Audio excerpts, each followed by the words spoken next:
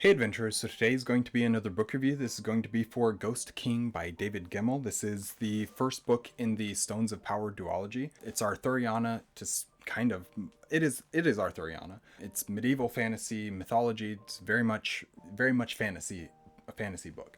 So Ghost King is the first book in the Stones of Power duology by David Gemmell, or Gemmell. I've heard it both ways. This is an alternate take on the Arthurian legend and weaves in world mythology with the legend in order to create something that's actually extremely unique and fresh, at least to my reading eyes.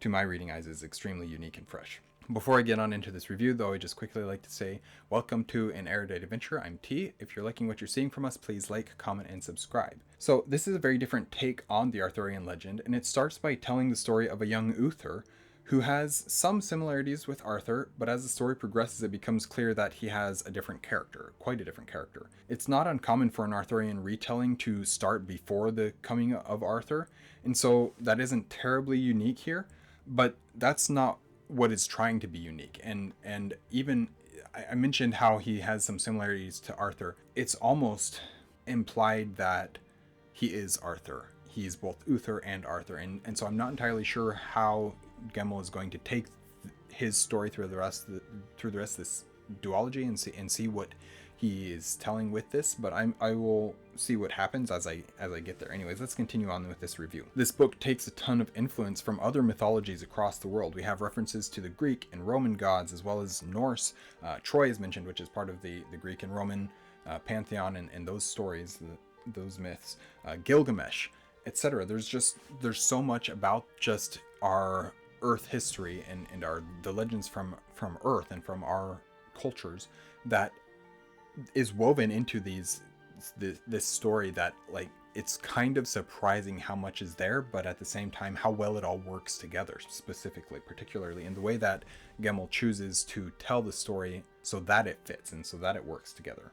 So it's rather an expansive tapestry of tales, all woven together to come to a head with the Arthur story. Gemmell also uses immortal characters as a major piece of the world building. Again, immortal characters aren't something new to the Arthurian legend. There's so much that is not new to the Arthurian legend, but that Gemmell takes and gives his own spin on in a way that is actually extremely unique. Even if the individual parts aren't unique, the collection of them, the way that Gemmell pieces them together, does create something very unique. Merlin, of course, is one of our normal immortals. It's very common for Merlin to be considered an immortal, whatever that means, however that works.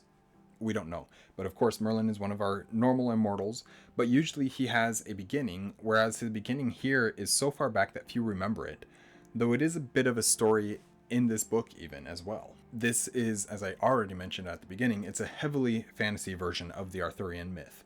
But the way Gemmell uses this to his benefit, and the world that he builds here for the story, is very different than anything I've ever read, which I appreciate. I love finding new takes on the Arthurian myth that are something interesting, something new, something quite a bit different. And even though it is so different, to me as a fantasy reader, it's just like very, very comfortable at the same time. There's this uniqueness, this newness to this series, but at the same time I sit down and read, I'm like, this is my comfort zone. This is exactly what I like when I read a fantasy book, what I want when I read a fantasy book. And of course that depends on the story, what I'm feeling at the time, but it fits my tastes very well, the way that he was telling this story. Overall, I found that this book was just a ton of fun, with some pretty wild reveals towards the end of the book.